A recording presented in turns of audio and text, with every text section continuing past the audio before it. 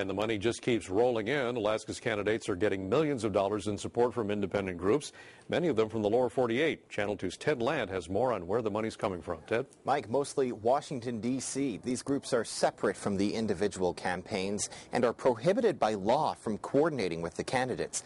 Nonetheless, they say they're doing everything they can and spending everything they can to help win this election. But this time, I'm writing in Lisa Murkowski. More than $2.6 million independent dollars have so far poured into Alaska's Senate race. That's according to the Sunlight Foundation, which tracks election spending. Murkowski backed a cap-and-trade scheme.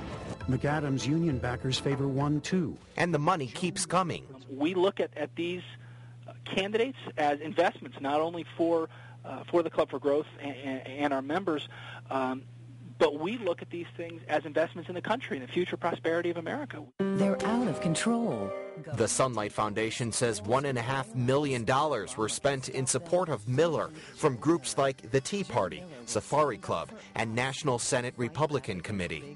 I'm voting for Lisa Murkowski because she understands what the brave men... Just over $1 million helped Murkowski, mostly from the coalition of Native corporations called Alaskans Standing Together.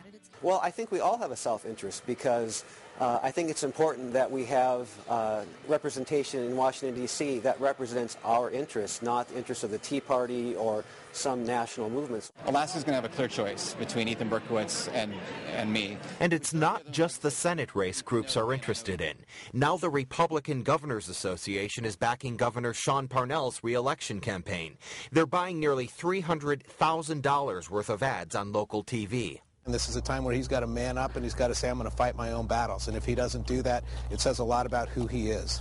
The Parnell campaign fired back, saying, quote, "We fully expect the ads to clearly depict Sean Parnell's record of leadership for Alaska's jobs and Alaska's families, and to refute the inaccurate claims of the failing Ethan Berkowitz campaign." Join me in writing in Lisa Murkowski. Those Parnell ads hit airwaves soon, funded by a growing chorus of outside cash in the final 2 weeks before the election.